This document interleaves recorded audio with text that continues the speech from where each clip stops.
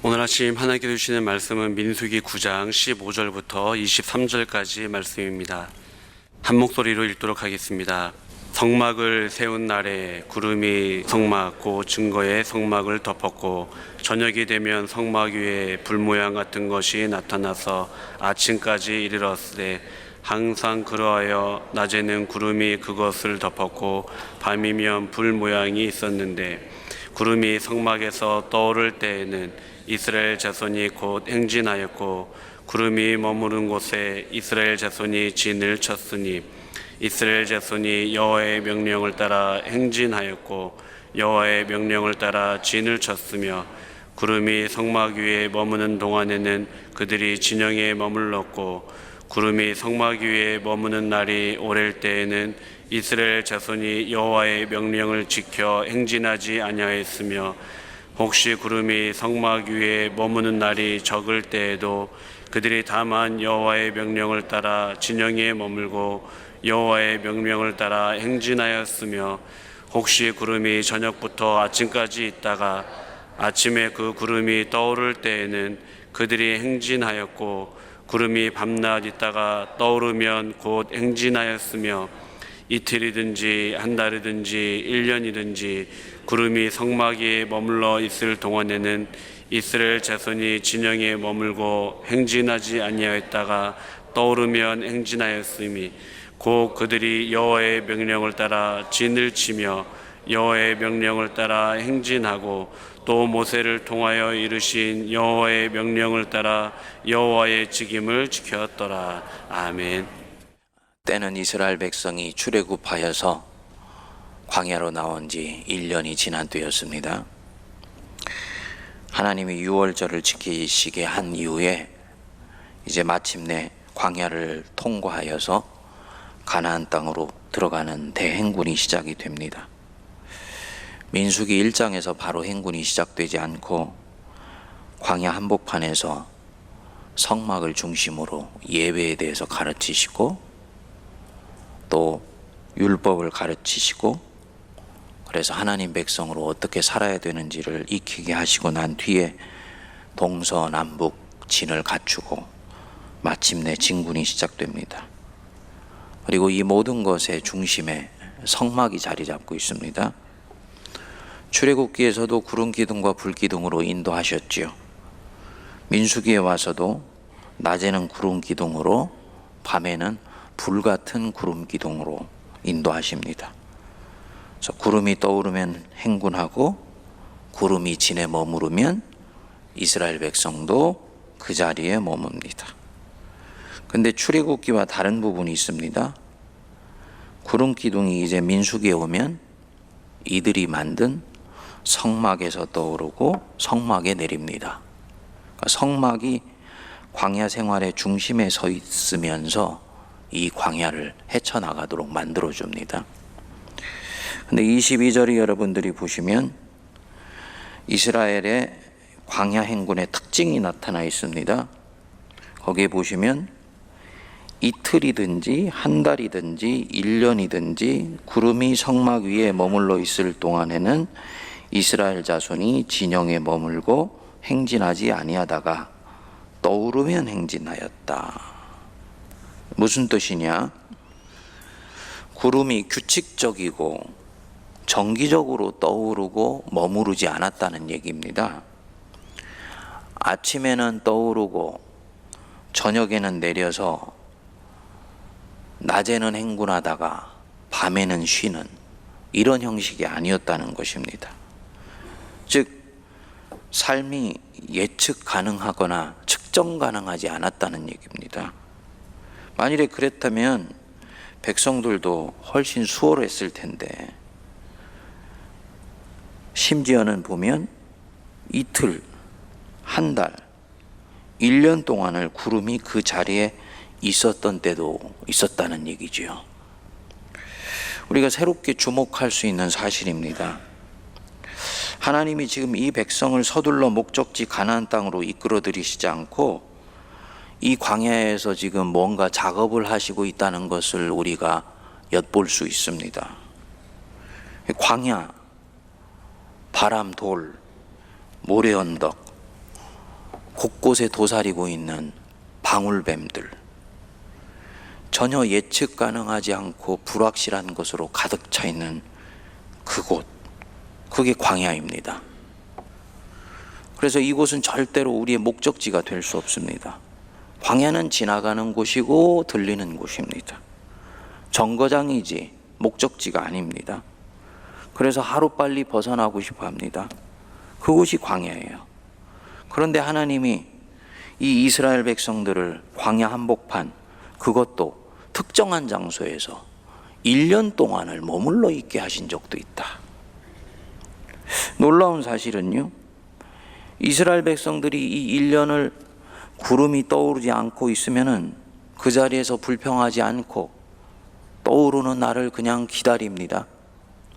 이 백성, 모세가 시내산에서 내려옴이 더딤을 보고 40일을 기다리지 못하여서 금송아지를 만들었던 백성들입니다. 그런데 이 같은 백성이 이제는 인위적으로 판단하지 않고 광야에서 하나님의 명령을 기다립니다. 하나님을 신뢰하는 백성이 된 것입니다. 여러분, 하나님이 지금까지 무엇을 가르쳐 오셨고 지금도 무엇을 깨닫게 하시려고 이 백성들을 지금 이끌어 가시고 있습니까? 지금 이 광야에서 정기적이고 규칙적으로 백성을 인도해 가시지 않고 한 달 혹은 1년도 같은 자리에 머무러 있게 하시면서 이스라엘이 무엇을 깨닫게 하시려고 하는 건가요? 9장 부분들을 우리가 보시면 가장 먼저 생각할 수 있는 것은 하나님 명령 따라 사는 법을 가르치시고 있는 거지요. 23절 여러분들이 보시면 여호와의 명령을 따라 진을 치고 여호와의 명령을 따라 행진하고 여호와의 명령을 따라 직임을 지켰다. 자기가 있는 자리를 지켰다는 얘기입니다. 그러니까 오늘날에는 이 여호와의 명령이 기록되어 있는 성경 말씀이니 말씀 따라 사는 법을 가르치신 것입니다. 여러분, 광야에서는 하루하루 성막을 바라보면서 사는 것입니다. 백성들이 아침에 눈을 떠서 제일 먼저 뭐를 바라봤을까요? 성막 위에 구름이 떠올라 있는지 그냥 머물러 있는지를 보았을 것입니다. 이들의 모든 하루의 삶의 시선의 시작이에요. 성막입니다. 여러분들이 새벽에 일어나자마자 예배의 자리에 나와서 예배하고 말씀 듣고 기도함으로 하루 시작하는 것, 이 광야로 치면은 성막 먼저 보고 사는 것입니다.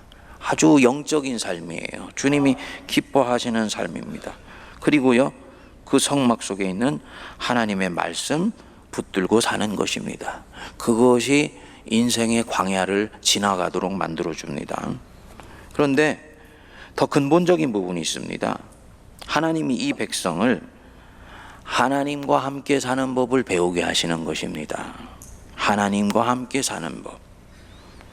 이스라엘 백성으로서는 하루라도 이 광야 생활 청산하고 가나안 땅으로 들어가고 싶었을 것입니다. 그런데 그런 사람은, 즉 이 광야라는 곳을 지나가는 곳이고 정거장이고 들러가는 곳이고 나의 기착점이 될 수 없다, 빨리 이곳 벗어나고 싶다라고 생각하는 사람은 하루 이틀은 그 구름이 성막 위에 머물러 있는 시간을 견딜 수 있어도 1년 동안을 성막 위에 머무르는 구름을 바라보면서 견딜 수는 없습니다. 그렇기 때문에 이 사람의 마음속에는 그냥 한없이 머물러 계시는 그 구름 속에 임하시는 하나님을 받아들일 수가 없습니다. 같이 있을 수가 없습니다. 어떻게 해야 되느냐? 그 광야를 벗어나고 싶으면 벗어나고 싶을수록 오히려 빨리 벗어나야 된다는 생각을 버려버려야 됩니다. 목표의식, 과도한 목표의식에 집착해 있는 사람, 가나안 땅으로 빨리 가야 되고 그것이 내 기착지다라고 생각하면서 이 광야를 지나가고 있는 사람은 오히려 광야를 견디기가 힘듭니다. 과도한 목표의식을 버려야 됩니다. 그리고 이 광야를 수용하는 거예요. 주님이 오늘도 여기에 머무르시고 계시구나.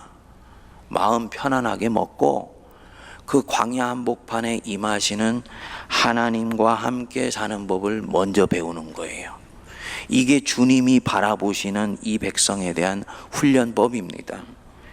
가나안 땅에 들어가는 것이 주님의 목적이었다면요, 1년 동안을 구름이 지난해 머물러 있게 하실 리가 없지요.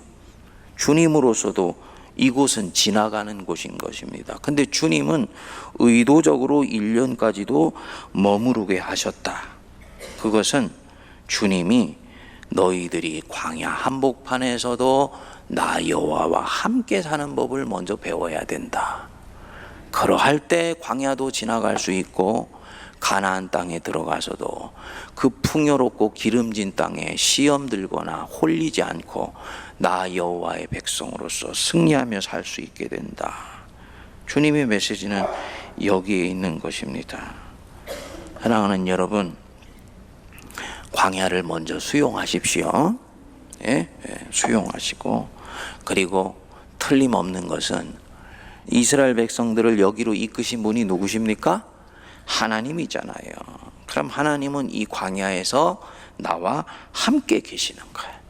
주님이 나와 함께 계시면 우리는 이 광야 지날 수 있는 줄 믿습니다. 자기 죄 때문에 이 광야로 들어와 있는 사람도 있습니다. 그런데 틀림없는 것은요, 주님이 허용하셨기 때문에 지금 이 광야로 와 있는 것입니다.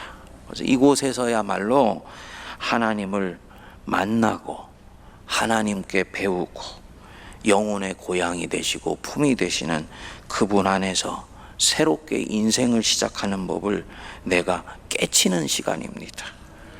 가장 높은 수준의 신앙을 가지신 분이 있어요. 그리고 주님이 진짜로 기뻐하시는 신앙입니다. 뭐냐? 여호와를 즐겨라. 광야에서 너희들이 나 여호와를 즐길 수 있느냐? 그 시편 1편으로 하면요, 여호와의 율법을 즐거워하여 주야로 그 율법을 묵상하는 자도다. 저는 시냇가에 심은 나무가 시절조차 열매를 맺으며 그 잎사귀가 마르지 아니한 같다.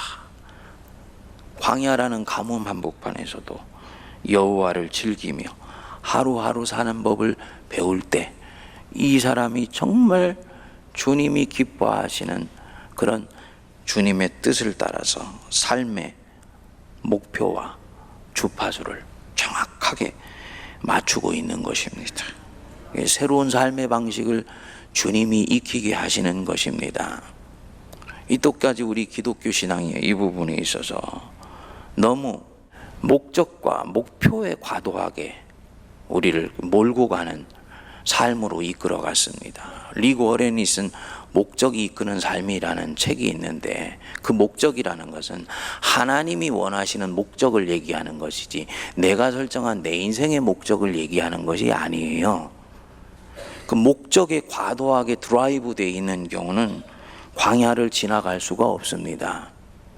오히려 하루하루를 하나님과 더불어 살면서 여호와를 즐기고 여호와의 율법을 묵상하고 그 속에 있는 그 말씀을 먹고 사는 법을 배우는 새로운 방식을 익힘을 통해서 이 광야를 결국은 어느 순간 보니 지나고 있는 것을 내가 보게 될 줄 믿습니다.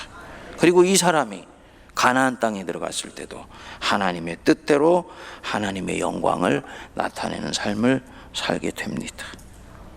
저와 여러분들 이틀이라든지 한 달이든지 1년이든지 구름이 성막 위에 머무르면 그 자리에 숨을 죽이고 기다리십시다.